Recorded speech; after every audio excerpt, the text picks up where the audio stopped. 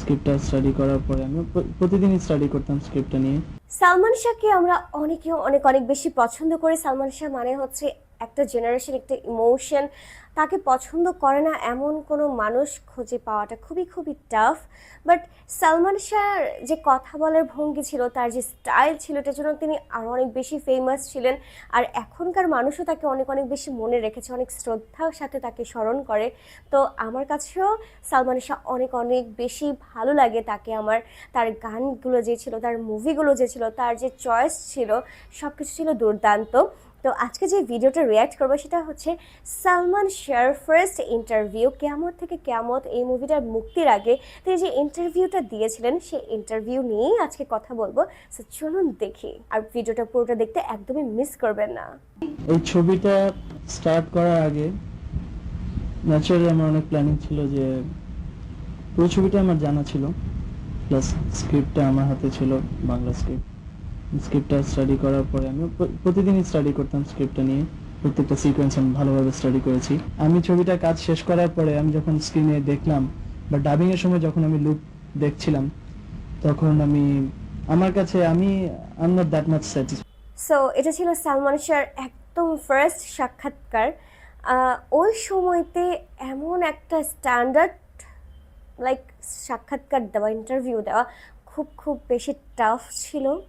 আর তিনি যে সুন্দর শব্দগুলো চয়েস করেছেন, চুজ করেছেন, লাইক অনেক ইংলিশ ওয়ার্ডও তিনি বলেছেন, এত পারফেক্টলি, এত সুন্দরভাবে বলেছেন, খুব মানে আউটস্ট্যান্ডিং। এই জন্যই তাকে সবাই অনেক অনেক বেশি পছন্দ করে। আর তিনি হচ্ছেন হিরোদের হিরো আসলে। মানে তার কথা বলা, তার স্টাইল, তার সাক্ষাৎকার দেওয়ার যে ভঙ্গিমা, আর তার এই যে কথাগুলো, এটা হচ্ছে কেয়ামত থেকে কেয়ামত মুভি মুক্তির আগে হচ্ছে তার এই জিনিসটা, তার সাক্ষাৎকারটা নেওয়া। তো ওই সময় এত সুন্দরভাবে কথা বলা, ক্যামেরার সামনে সাক্ষাৎকার দেওয়া খুব টাফ ছিল। বাট তিনি সেখানে খুব সাবলীলভাবে ইংলিশ ওয়ার্ডগুলোর সাথে বাংলা ওয়ার্ডগুলো এত সুন্দরভাবে বলেছেন, মানে বলার বাইরে। আর তিনি যে একটা হিরো, বা তিনি একটা আপার লেভেলের কেউ, বা তিনি যে অন্যদের থেকে আলাদা, তার এই কথাগুলো, তার এই স্টাইলগুলো, তার মানে সব কিছু মিলে না তিনি অন্য রকম। এটা আসলে বলে বোঝানোটা অনেক বেশি টাফ। বাট আমি এই ফার্স্ট তার সাক্ষাৎকারটা দেখলাম। আর যখন তিনি ছিলেন তখন আমার জন্মই হয়নি, বাট আমি যখন ছোটোবেলা থেকে তার গানগুলো শুনেছি, তার মুভিগুলো দেখেছি, আমি তার ফ্যান হয়ে গেছি সেই ছোট্টকাল থেকে।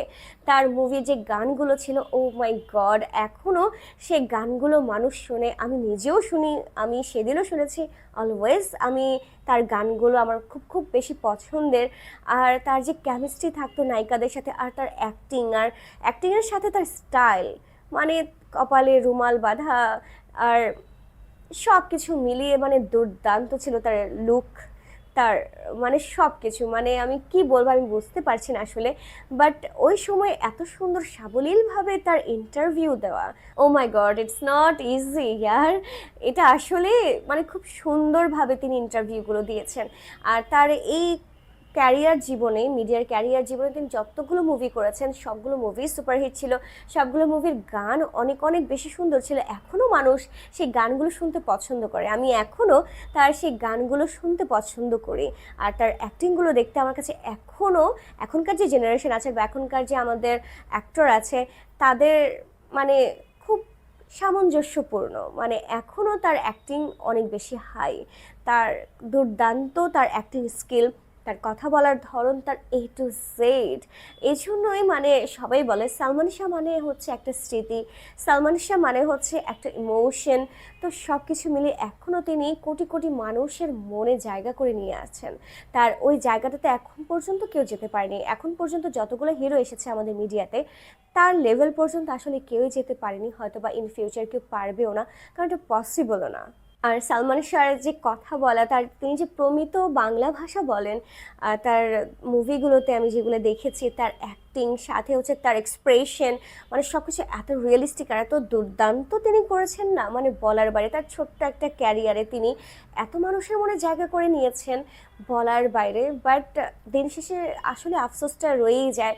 হয়তো বা তিনি এখনও থাকলে এখনও তিনি অ্যাক্টিং করতেন, এখনও আমরা সবাই তাকে এই জেনারেশনে যারা আছে তাকে সামনাসামনি হয়তো বা দেখতে পারতাম বা তার অ্যাক্টিংগুলো দেখতে পারতাম। এই জিনিসটা আসলে আমরা সবাই মিস করেছি। এত একটা মানে গুণী অভিনেতা তিনি, এত সুন্দর স্টাইলিশ একজন হিরো যে বাংলাদেশে এক্সিস্ট করেছিল, এটা আসলে তাকে না দেখলে বোঝা যায় না। তার ইন্টারভিউ, তার মুভিগুলো, তার গানগুলো না শুনে বোঝা যায় না তিনি আসলে দুর্দান্ত বড় মাপের একজন অভিনেতা।